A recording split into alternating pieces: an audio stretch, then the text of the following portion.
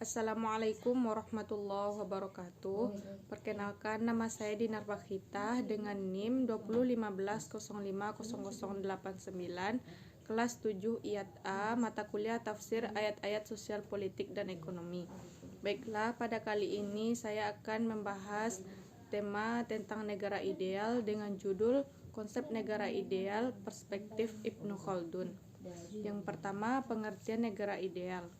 Secara etimologi, istilah negara merupakan terjemahan dari kata-kata asing, yaitu dari bahasa Inggris, state, dari bahasa Jerman dan Belanda, staat, dan dari bahasa Prancis, etat. Kata ini diambil oleh orang-orang Eropa dari bahasa Latin pada abad ke-15, yaitu dari kata statum atau status yang berarti keadaan yang tegak dan tetap, atau sesuatu yang bersifat tetap dan tegak. Istilah negara ini muncul bersamaan dengan munculnya istilah lo Stato yang dipopulerkan oleh Niccolo Machiavelli. Saat itu, lo Stato didefinisikan sebagai suatu sistem tugas dan fungsi publik dan alat perlengkapan yang teratur dalam wilayah tertentu. Di Indonesia sendiri, istilah negara berasal dari bahasa Sanskerta nagari atau negara yang berarti kota. Sekitar abad ke-5, istilah negara sudah dikenal dan dipakai di Indonesia. Hal ini dibuktikan oleh adanya penamaan kerajaan Tarumanegara di Jawa Barat. Selain itu, istilah negara juga dipakai sebuah penamaan kitab Majapahit, Negara Kertagama, yang ditulis oleh Mpu Prapanca. Jadi istilah negara sudah dipakai terlebih dahulu di Indonesia jauh sebelum bangsa Eropa. Negara adalah suatu kumpulan orang yang telah mempunyai kehendak atau tujuan yang sama untuk membangun masa depan bersama-sama. Kelompok masyarakat tersebut memiliki rasa senasib dan sepenanggungan untuk menjalankan hidup bersama-sama di dalam suatu wilayah di permukaan bumi yang kekuasaannya baik politik, militer, ekonomi, sosial maupun budayanya, membentuk organisasi masyarakat dan memiliki pemerintahan yang sah untuk mengatur warga atau masyarakatnya. Sedangkan dalam KBBI, ideal berarti sangat sesuai dengan apa yang dicita-citakan atau diangan-angankan. Dalam mewujudkan negara ideal, tentunya banyak hal yang harus dipenuhi. Tidak hanya cukup meliputi masyarakat, wilayah, dan pemerintahan yang berdaulat saja, tetapi negara juga harus mampu menegakkan hukum dan mampu memberdayakan serta menyejahterakan rakyatnya, baik dari segi ekonomi, pendidikan, sosial, dan sebagainya. Berdirinya suatu negara dipengaruhi oleh 4 unsur penting, yakni rakyat, wilayah, pemerintahan, serta kedaulatan. Tujuan dari negara adalah untuk kemaslahatan bersama, untuk kesejahteraan rakyatnya. Sedangkan tujuan dari adanya pemerintah adalah mewujudkan keamanan untuk rakyatnya. Tujuan berdirinya negara Republik Indonesia sendiri terdapat pada pembukaan Undang-Undang Dasar 1945.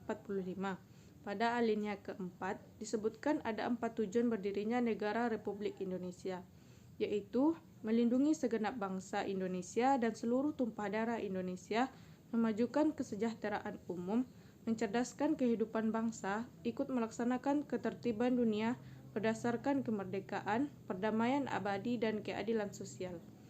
4 tujuan di atas tentu bukan catatan di atas kertas belaka. Harus ada usaha yang dilakukan tidak hanya oleh pemerintah tetapi juga warga Indonesia agar tujuan itu tercapai dan saling mendukung untuk menyejahterakan semua hal.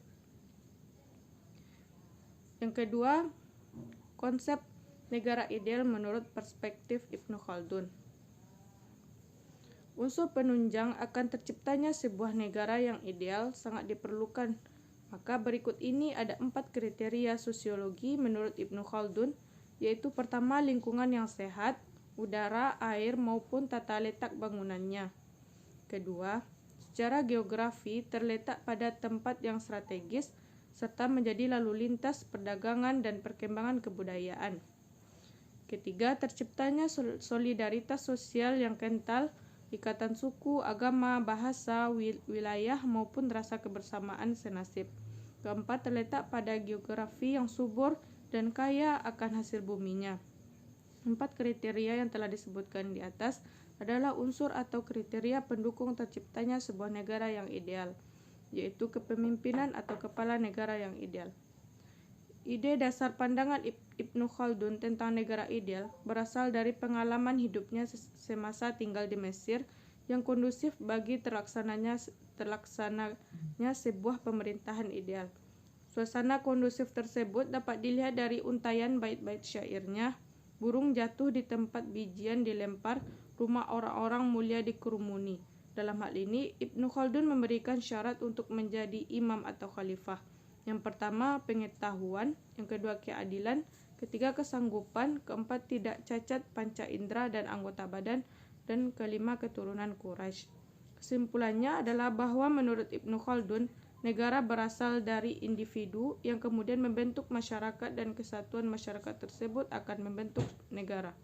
Serta alat ikat yang kuat bukanlah suku, ras, budaya, melainkan adalah agama.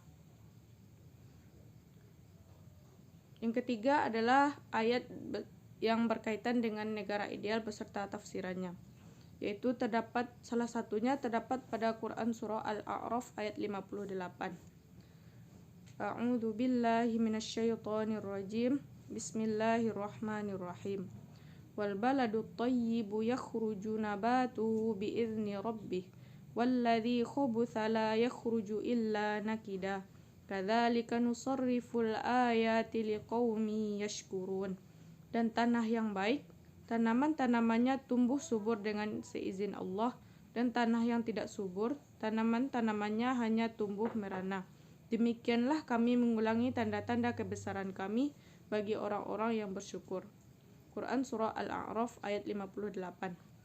Firman Allah, wal baladut thayyibu yakhruju nabatuhu bi'izni rabbih walladzi khabutha la yakhruju illa nakida. Dan tanah yang baik, tanaman-tanamannya tumbuh subur dengan seizin Allah, dan tanah yang tidak subur, tanaman-tanamannya hanya tumbuh merana. Kata al-baladu pada ayat ini maksudnya adalah tanah, dan sifat at-thayyibu menandakan bahwa tanah tersebut baik dan subur. Sedangkan sifat khabutha menandakan bahwa tanah tersebut dipenuhi dengan bebatuan dan kerikil, hingga membuatnya tidak subur. Pendapat ini seperti yang dikemukakan oleh Al-Hasan. Anwas mengatakan bahwa ayat ini adalah perumpamaan, yakni Allah Subhanahu wa Ta'ala mengumpamakan orang yang cerdas dengan tanah yang baik, sedangkan orang yang pandir dengan tanah yang tidak baik. Ada yang mengatakan bahwa ayat ini adalah perumpamaan untuk hati, karena hati yang baik akan menerima nasihat dan peringatan, sedangkan hati yang fasik akan menolak semua itu. Pendapat yang sama juga dilontarkan oleh Al-Hasan dalam riwayatnya yang lain. Sedangkan Qatadah mengatakan ayat ini adalah perumpamaan amalan yang dilakukan oleh orang-orang yang benar beriman dengan amalan orang-orang munafik, di mana orang-orang mukmin melakukannya karena ketaatan dan kepatuhan, sedangkan orang-orang munafik tidak benar-benar taat dan patuh. Seperti yang terdapat dalam hadis Nabi Shallallahu Alaihi Wasallam. Beliau bersabda, demi Allah yang menggenggam jiwaku, kalau saja salah seorang dari mereka, orang-orang munafik, mengetahui bahwa dia akan mendapatkan tulang yang gemuk atau kuku domba, maka dia pasti akan menghadiri sholat isya. Lafaz nakida pada ayat ini dibaca nasab, karena berfungsi sebagai hal atau keterangan. Maknanya adalah yang enggan dan sulit untuk memberikan kebaikan. Namun pada ayat ini, ia digunakan sebagai ungkapan metafora. Dan untuk maknanya, Mujahid mengatakan bahwa tidak semua manusia itu baik dan tidak semua manusia itu buruk. Lafaz ini dibaca oleh Thalhah dengan bacaan nakda, yaitu dengan menghilangkan harkat kasrah, karena terkesan berat untuk dibaca demikian. Sedangkan Ibnu Al-Qaqqa membacanya nakada, yakni dengan mengganti harkat kasrahnya dengan harkat fathah. Kata ini berfungsi sebagai masdar. Maknanya adalah yang memiliki tumbuhan yang sedikit, namun beberapa ulama lain berpendapat bahwa kata nakida dan nakada memiliki makna yang sama. Firman Allah, kadzalika nusarriful ayati liqaumi yashkurun. Demikianlah kami mengulangi tanda-tanda kebesaran kami bagi orang-orang yang bersyukur. Arti dari huruf kaf pada kata kadzalik adalah sebagaimana. Maksudnya adalah sebagaimana kami telah memberikan tanda-tanda, hujah-hujah, dan dalil-dalil untuk menolak kemusyrikan. Kami juga memberikan tanda-tanda atas segala yang dibutuhkan oleh manusia. Orang-orang yang bersyukur disebutkan dalam ayat ini secara khusus karena hanya merekalah yang benar-benar dapat mengambil manfaat dari tanda-tanda yang diberikan oleh Tuhannya. Ayat ini menjelaskan tentang wilayah negara, yang mana negara itu ada yang subur dan ada yang gersang. Bagaimanapun wilayahnya, baik subur maupun gersang, kita tetap dianjurkan untuk bersyukur. Demikianlah yang dapat saya sampaikan. Mohon maaf bila terdapat banyak kekurangan. Wassalamualaikum warahmatullahi wabarakatuh.